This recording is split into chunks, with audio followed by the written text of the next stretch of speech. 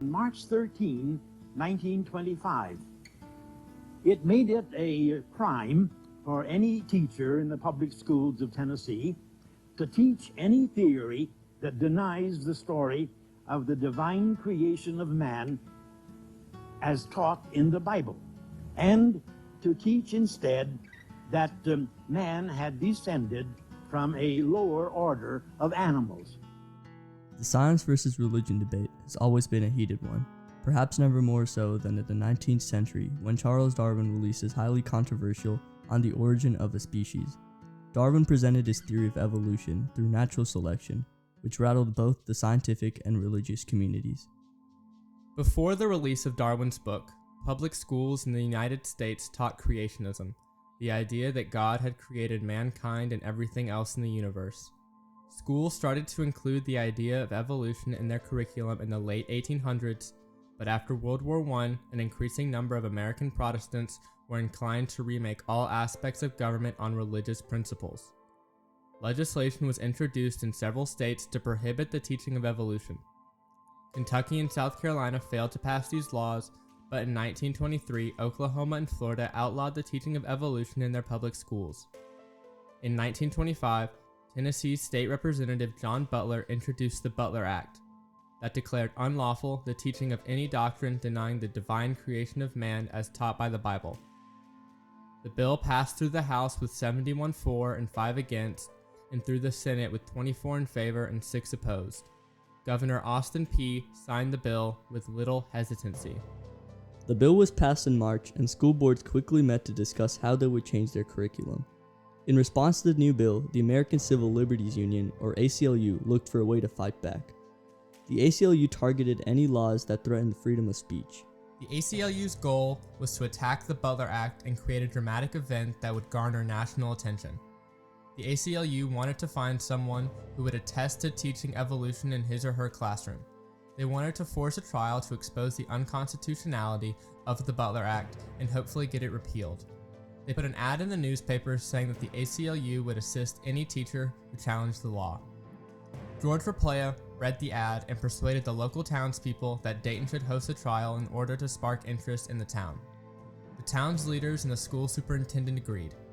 They found John Scopes, a substitute high school teacher, who agreed to testify that he taught evolution in his classroom, even though he wasn't sure if he had.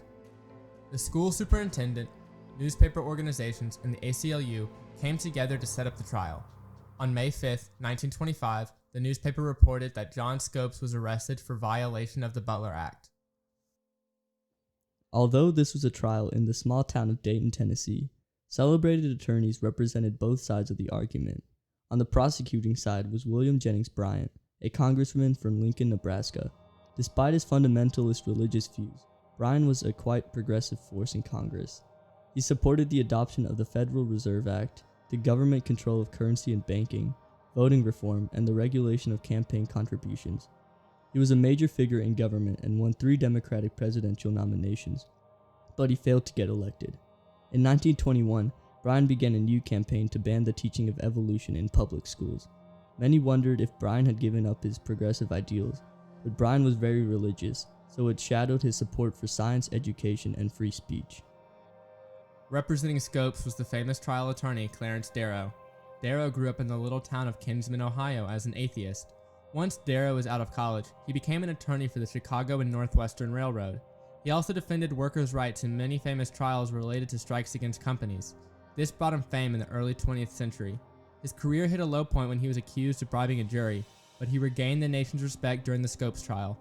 Darrow respected William Jennings Bryan, but he disagreed with Bryan's religious ideas and felt that the Scopes trial would be the perfect platform for voicing his disagreement and restoring his reputation.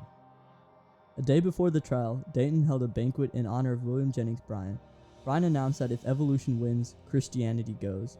At this moment, all the lawyers, expert witnesses, reporters, and the interested public knew that this was more than a routine trial in the tiny city of Dayton. Jury selection for the trial began July 10, 1925, and Darrow made his opening statements. Rather than defending John Scopes, Darrow and the ACLU wanted to use this platform as a way to scrutinize the Butler Act. Darrow presented a speech about the constitutionality of the Butler Act and how it violated the First Amendment. The judge, John Ralston, advised the jury to ignore the testimony because this was a trial for Scopes, not the Butler Act. As the trial started, witnesses were presented and both sides argued. However, the defense struggled with swaying the jury and the judge, partly because many were Christians who believed in creationism. After 10 long days of testimony, Clarence Darrow called William Jennings Bryan as a witness and examined him on the meaning of the Bible and the age of the earth. Darrow questioned Bryan about biblical stories and their validity in the real world. He asked him if scientific facts should be explained through a biblical perspective. Using these questions, Darrow was able to stump Bryan. However, this testimony didn't change the outcome because Judge Ralston limited the trial to whether Scopes had taught evolution in his classroom. Scopes had already admitted to doing this, so the defense lost the trial and John Scopes was fined $100. Just 5 days after the trial ended, William Jennings Bryan unexpectedly died in Dayton, just a few blocks away from the courthouse, on July 26, 1926. The debate over evolution didn't cease when the Scopes trial was over. Inspired by Scopes' courage, more and more people started speaking out against the Butler Act and similar laws in other states. States like Arkansas and Mississippi banned the teaching of evolution soon after the Scopes trial. A similar trial known as Epperson v. Arkansas occurred after Arkansas passed a bill in 1928 that made it unlawful to adopt or use a textbook that teaches Darwin's theory. Almost 40 years later, Susan Epperson, a school teacher at Little Rock, was instructed by her school district to teach out of a new textbook whose evolutionary curriculum put her in a legal dilemma because it remained a criminal offense to teach the material in her state, which would put her at risk of getting fired. Epperson was a firm advocate of Darwinism, and she believed the state's law banning the teaching of evolution was unjust. She went before the Chancery Court of the state to address her issues. Chancellor Murray O. Reed said that the law violated the 14th Amendment. The trial began on April 1, 1966, and the court's decision was issued on May 27th. The court ruled that the law was unconstitutional and repealed it due to it hindering the freedom to learn. This case started the major decline of anti-evolution movements and laws in other states. In 1967, a year after Epperson v. Arkansas, and 42 years after the Butler Act was passed, Tennessee repealed the law. On May 15th, a lawsuit was filed against the Butler Act, and on the next day, the Senate unanimously voted for its annulment.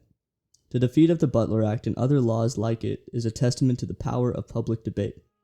The ACLU shrewdly utilized the state's forum for debate, the courtroom, to garner public attention for their cause. The Scopes trial is a well-known trial because its main goal wasn't to defend John Scopes. Its goal was to influence others to speak against the Butler Act and any other law that violated America's rights. They succeeded as the Butler Act was later abolished as the tide turned and people started to speak out against anti-evolution legislation following the trial. Today, Tennessee has taken a step backwards when it comes to the rights protected by the First Amendment. In its response to the teaching of critical race theory, Tennessee's Governor Bill Lee has passed a law to ban teachers from teaching certain concepts of race, privilege, and systematic racism in public schools. Rather than recognizing the ways certain people groups have been oppressed and exploited, Governor Lee argued that we should teach the exceptionalism of our nation. So we need to make sure that our kids recognize that this country is moving toward a more perfect union, that we should teach the exceptionalism of our nation and how people can live together and work together to make a greater nation. Lee asserts that focusing on our differences holds us back from reaching a better, united society. The same justification was used in support of the Butler Act. Banning the teaching of a new or challenging idea is supposed to create a more united nation. However, a truly united nation is the one that seeks to listen and learn from all of its citizens, one that isn't afraid to admit when it's wrong and in need of growth. Thankfully, we've already seen a model for combating the suppression of ideas with the Scopes trial. The Scopes trial deployed speech through the form of public debate in the court to challenge the Butler Act's restriction of free speech. The lesson we should learn from the Scopes trial is that the only real solution to censorship is speaking out.